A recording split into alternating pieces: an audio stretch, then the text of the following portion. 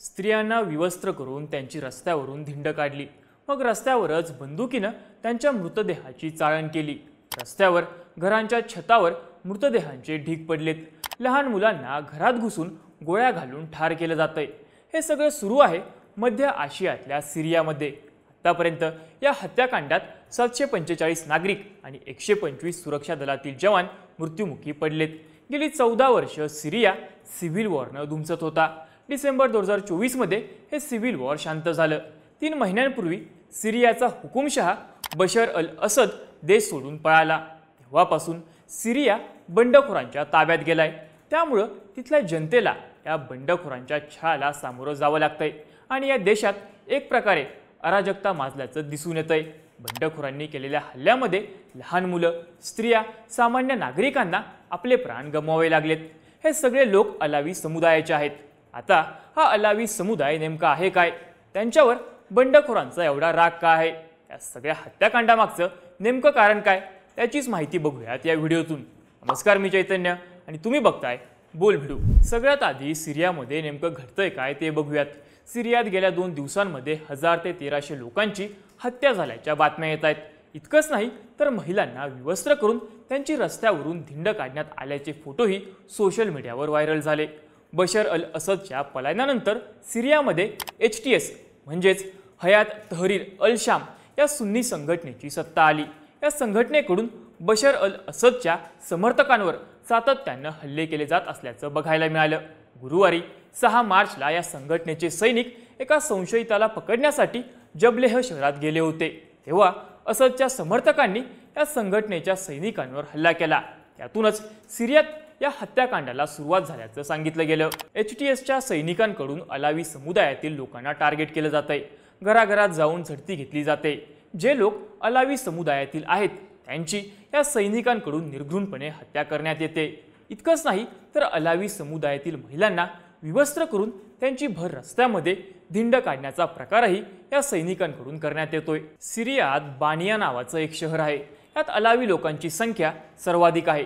7 मार्चला या शहरावर बंडखोरांकडून मोठा सशस्त्र हल्ला चढवण्यात आला। हातात बंदुका घेतलेले लोक अलावी समुदायाच्या लोकांवर बेछूट गोळीबार करत होते। घरांच्या बाल्कनीत, छतावर सगळीकडे मृतदेहच पडल्याचं दिसत होतं। या हत्याकांडात रस्त्यावर प्रेतांचा खच पडलाय, पण ही प्रेतं उचलण्यासाठीही परवानगी दिली जात नाही। या सगळ्या परिस्थितीमुळे अलावी समुदायातील लोक हे प्रचंड घाबरले आहेत। त्यामुळे ते तिथं असलेल्या रशियन एअर बेसमध्ये आसरा घेण्याचा प्रयत्न करत असल्याचं बोललं जातंय। त्यामुळे एकंदरीतच सिरियामध्ये सध्या तणावाची परिस्थिती आहे। आतापर्यंत या हत्याकांडामध्ये 745 सिरियन नागरिक, 125 सुरक्षा दलातील जवान आणि 148 बशर अल असद समर्थक मृत्युमुखी पडल्याची माहिती देण्यात आली आहे। आता HTS सरकारचे सैनिक आणि अलावी समुदायातला हा संघर्ष नेमका आहे काय ते बघूयात। 3 महिन्यांपूर्वी म्हणजेच 8 डिसेंबर 2024ला सिरियात हुकुमशहा बशर अल असदवर या HTSच्या बंडखोरांकडून हल्ला करण्यात आला। त्यामुळे असदला देश सोडून पळून जावं लागलं। यानंतर सिरियात 50 वर्षांच्या हुकुमशाहीचा अंत झाला। त्यानंतर तिथे HTS बंडखोरांचं नवीन सरकार अस्तित्वात आलं। पण या सरकारच्या बाजूचे बंडखोर आणि असदच्या बाजूच्या बंडखोरांमध्ये सातत्यानं चकमकी घडत होत्या। यामागचं कारण म्हणजे बशर अल असद हा अलावी समुदायाचा होता। हा समुदाय सिरियामध्ये अल्पसंख्याक आहे। अलावी समुदायाचे फक्त 10% लोक सिरियामध्ये आहेत। अलावी समुदाय हा शियापंथी मुस्लिम समाज आहे, तर बाकी 90% समाज हा सुन्नी मुस्लिम समाज आहे। पण असं असतानाही अलावी समुदायातून आलेल्या असद घराण्यानं सिरियावर तब्बल 50 वर्ष राज्य केलं। हेच या संघर्षाचं मूळ कारण आहे। 1946ला मिळालेल्या स्वातंत्र्यानंतर सिरियामध्ये कायम लष्करी उठाव होऊन सत्ता बदल होत राहिला। 1971 मध्ये असदचे वडील हाफिज अल असद सिरियाचे अध्यक्ष झाले। हाफिज अल असदचं सरकार हे हुकुमशाही सरकार होतं। त्याच्या सरकारमध्ये मोठ्या पदांवर अलावी समुदायाचे लोक भरलेले होते। तसंच लष्करातही मोठ्या पदांवर अलावी समुदायाचेच लोक होते। यामुळे बाकी 90% सुन्नी समुदायाच्या लोकांमध्ये असदविषयी मोठा असंतोष होता।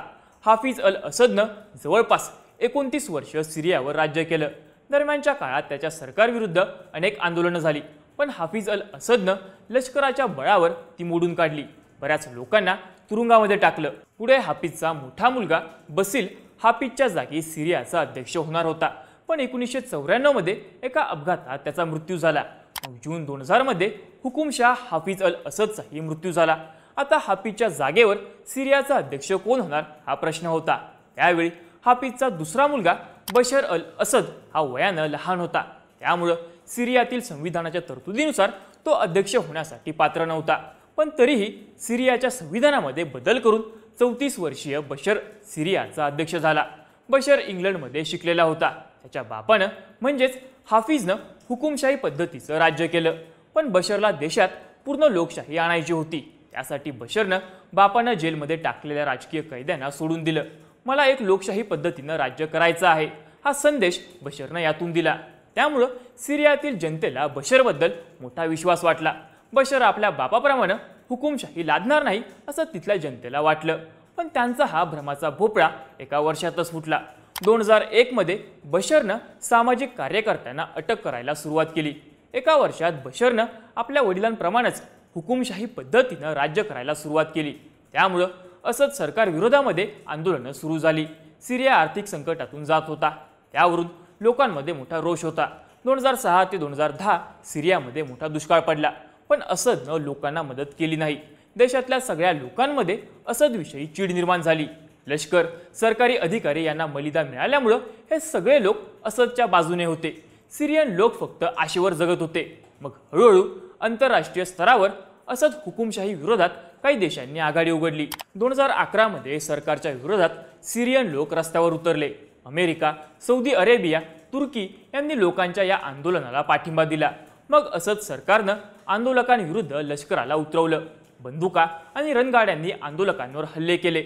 मग अमेरिका, सौदी अरेबिया, तुर्की अशा देशांनी आंदोलकांना शस्त्रबळ पुरवलं आणि सिरियन सिव्हिल वॉरला सुरुवात झाली। असदनं आंदोलकांचा उल्लेख दहशतवादी म्हणून केला। आंदोलक अल कायदा संघटनेचे दहशतवादी आहेत, म्हणून त्यांच्यावर आम्ही सशस्त्र आघाडी उघडली आहे असं असदचं म्हणणं होतं। असदच्या बाजूनं इराण आणि रशिया उभे राहिले। इराणची हिजबुल्ला संघटना असदच्या बाजूनं लढत होती। यामुळे गेली 14 वर्ष सिरियात सिव्हिल वॉरनं धुमसत होता। 2022 मध्ये रशियानं युक्रेनवर हल्ला केला, त्यामुळे रशियाची असदला मिळणारी रसद कमी झाली। पुढे 2023 मध्ये हमासने इस्रायलवर हल्ला केला। पॅलेस्टाईन इस्रायल युद्ध सुरू झालं। पॅलेस्टाईनच्या बाजूनं इराणची हिजबुल्ला लष्करी संघटना या युद्धामध्ये उतरली, त्यामुळे बशर अल असदला मिळणारी लष्करी ताकद कमी झाली। अखेर 8 डिसेंबर 2024 ला असदला देश सोडून पळून जाणं भाग पडलं। असद घराण्याची 50 वर्षांची हुकुमशाही राजवट संपुष्टात आली। सिरियामध्ये हयात तहरीर अल शाम या सुन्नी संघटनेचं नवीन सरकार आलं। 14 वर्षांच्या संघर्षानंतर बेचिराग झालेल्या सिरियामध्ये आता तरी शांतता नांदेल असं वाटत होतं, पण असद पळून गेला असला तरी त्याच्याबद्दल सहानुभूती असणारे लोक अजूनही सिरियामध्ये आहेत। त्यामध्ये अलावी समुदायातील काही सरकारी अधिकारी आणि सशस्त्र संघटनांचा समावेश आहे। याच लोकांवर 6 मार्चला सरकारच्या बाजूनं लढलेल्या काही सशस्त्र संघटनांनी अलावी समुदायातील लोकांवर हल्ला चढवला। सिरियातलं सिव्हिल वॉर सुरू झाल्यापासूनच हे सगळ्यात मोठं हत्याकांड असल्याचं बोललं जातंय। पण हुकुमशाही राजवट उखडून टाकण्यासाठी सिरियातील नागरिकांनी 14 वर्ष यादवी युद्ध केलं, मोठा संघर्ष केला। त्यानंतर अशांत असलेल्या सिरिया शांत होईल असं बोललं गेलं, पण असद आणि अलावी समुदायावर असलेल्या रागामुळे सिरियातील जनता मात्र पुन्हा एकदा भरडली जाते। जो त्रास, जो छळ सिरियन नागरिकांनी गेली 50 वर्ष भोगला, त्याच त्रासाचा बदला घेण्यासाठी सिरियातील बंडखोरांचं सरकार पुन्हा एकदा सिरियाला यादवी युद्धाच्या आगीत लोटतंय का अशा चर्चा व्हायला आता सुरुवात झाली आहे। सिरियातील या सगळ्या परिस्थितीबद्दल तुम्हाला काय वाटतं? तुमची मतं आणि प्रतिक्रिया आम्हाला कमेंट करून नक्की सांगा आणि अशाच माहितीपूर्ण व्हिडिओज बघण्यासाठी बोल्ड मीडियाच्या YouTube चॅनलला नक्की सबस्क्राईब करा।